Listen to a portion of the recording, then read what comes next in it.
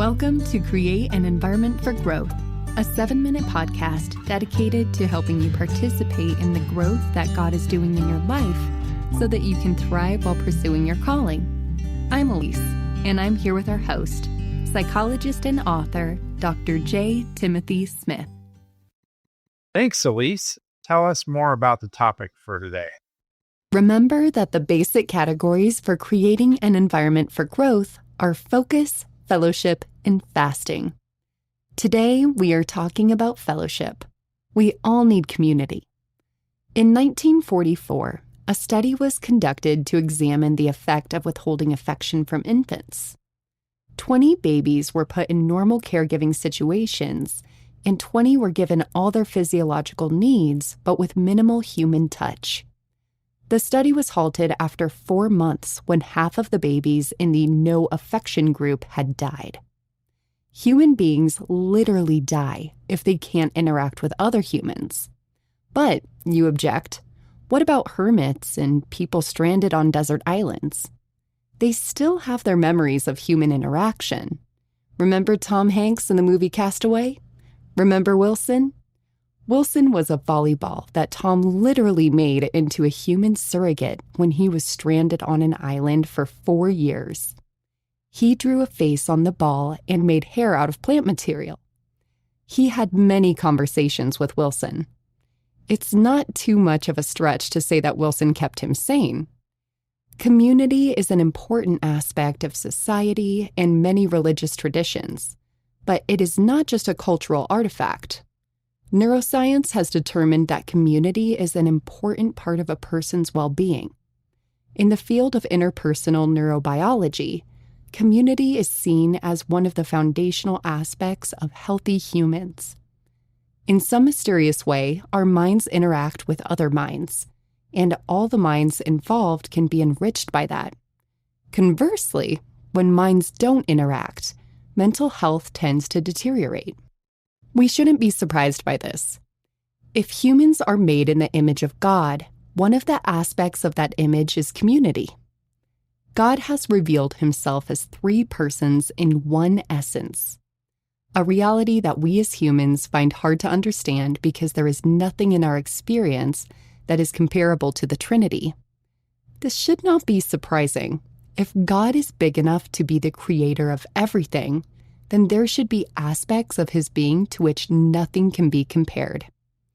But he has revealed himself as 3 persons, the Father, the Son, and the Holy Spirit. At the same time, he has revealed himself as one essence, one God. In some mysterious way, the Father, Son, and Holy Spirit are in perfect community with each other. And we, as his image bearers, are made for community as well. If we purposely create an environment that includes a community of safe people around us, we will grow more. I say, quote-unquote, safe people because that is important. We all need at least 1 or 2 people who are safe, people with whom we can be ourselves, people who we know will accept us even if they know everything important about us. Melinda Joy Mingo reflects on this reality.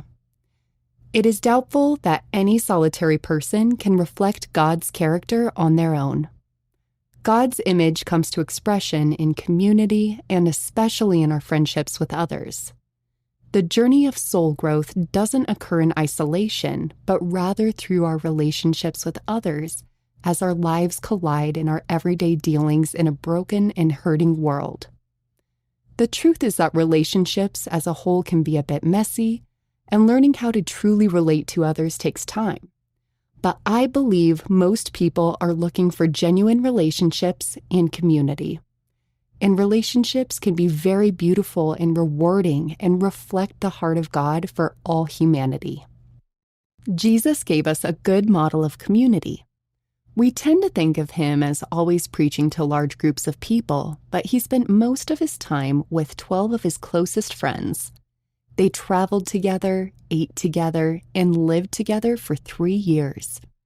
In that group, Jesus had a few guys who were his closest friends, Peter, James, and John. These were guys with whom he felt the safest, with whom he shared everything. These were the guys who saw him on the Mount of Transfiguration, who saw him sweating blood in the Garden of Gethsemane. Jesus had a best friend, John. John sat next to Jesus at meals. John asked Jesus questions that no one else dared to ask. It is no coincidence that John was later known as the disciple of love. He had learned how to love from Jesus. If we want to create an environment for growth, we must have a healthy community. This doesn't mean that we need to find perfect people. What we need are a few authentic, grace-filled people who tangibly demonstrate God's radical love and acceptance of us. Thank you for joining us for this episode of Create an Environment for Growth. You can find more resources to help you grow by going to liveoakassociates.com. We also offer counseling and intensives, so please contact us if you feel stuck. We wish you shalom, which is the biblical word for all aspects of wholeness that result from God's will being completed in us. We look forward to hearing from you soon.